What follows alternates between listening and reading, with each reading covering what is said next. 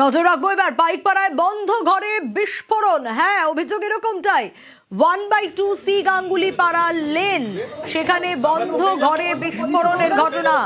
বিস্ফোরণের পর আগুন বলে দাবি স্থানীয়দের। ঠিক কি ঘটেছে, কি পরিস্থিতি, কি জানা যাচ্ছে এখনো পর্যন্ত?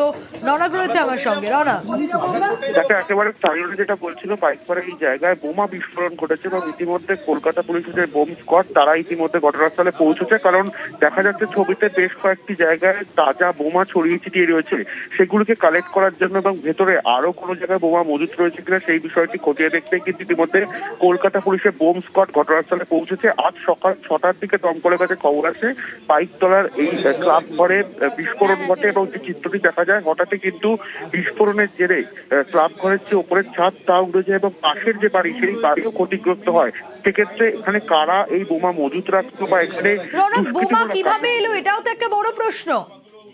তাকে একেবারে এটাই প্রাথমিকভাবে প্রশ্ন এবং পুলিশও সেই বিষয়টি তদন্ত করছে।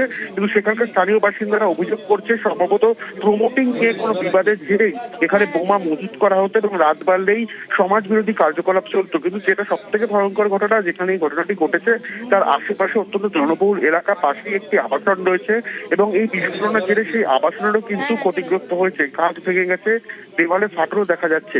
সেক্ষেত্রে এরকম জনবহুল এলাকায় এরকম বোমা কি করে মজুত থাকলো এবং কারা এই ধরনের ঘটনার পেছনে যুক্ত রয়েছে, গোটা বিষয়টি পুলিশের তরফ থেকে খতিয়ে দেখা হচ্ছে এবং ইতিমধ্যে কলকাতা পুলিশের বোম স্কোয়াড গোটা জায়গাটি তল্লাশি চালাচ্ছে এবং যে কটি তাজা বোমা ছবিতে দেখা যাচ্ছে সেগুলি কিন্তু কালেক্ট করার পক্ষে ইতিমধ্যে বোম স্কোয়াড করছে।